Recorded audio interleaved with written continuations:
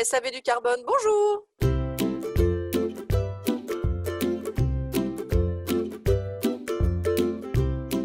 Bonjour, c'est Jackie, là encore. J'aimerais bien en savoir plus sur les futurs crédits carbone.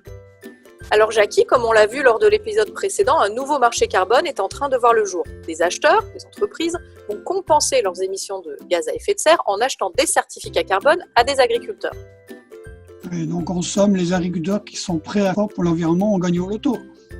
Ah, pas encore Jackie, car pour ne pas investir dans des crédits qui n'auraient pas de sens d'un point de vue écologique, les entreprises ont besoin de vérifier que ce qu'elles achètent a de la valeur d'un point de vue environnemental. Sinon, elles seraient accusées de faire du greenwashing. Oui, de laver plus blanc que blanc, donc. C'est ça.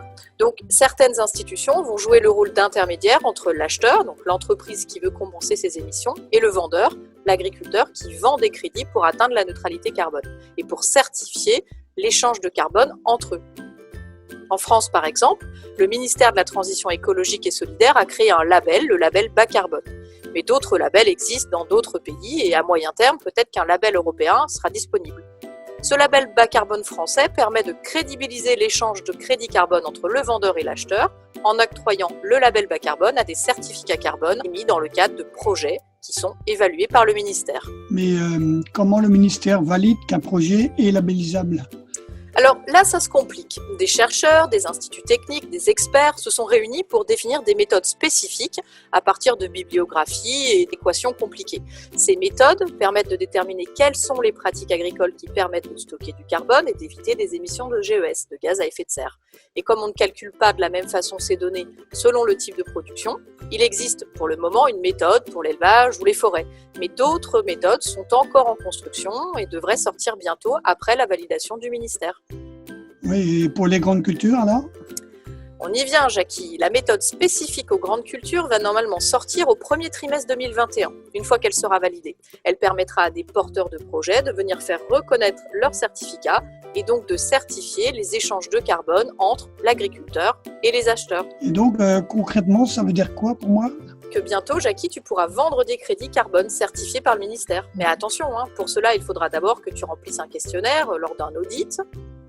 Oui, alors ça, je sais faire. J'ai l'habitude de remplir des papiers, malheureusement. Ensuite, il faudra que ce questionnaire soit analysé par une sorte de calculette numérique qui transformera tes pratiques en une quantité de gaz à effet de serre compensé. On parlera d'ailleurs de tonnes d'équivalent de GES compensés, ou de tonnes de CO2 équivalent par hectare et par an. Il faudra aussi que tu prennes des engagements pour augmenter ce niveau de GES compensé sur ta ferme pendant les 5 prochaines années en général. Soit au minimum que tu t'engages à les maintenir. Mais moi, puisque je pratique l'agriculture de conservation des sols depuis 20 ans, alors c'est un système agricole qui préserve les sols et les écosystèmes et qui m'a permis d'avoir un taux de matière organique déjà élevé. J'aurais eu droit, parce que dans mon cas, je suis passé en 20 ans, j'ai augmenté de 2% la matière organique de mes sols. J'aimerais bien avoir un peu de reconnaissance.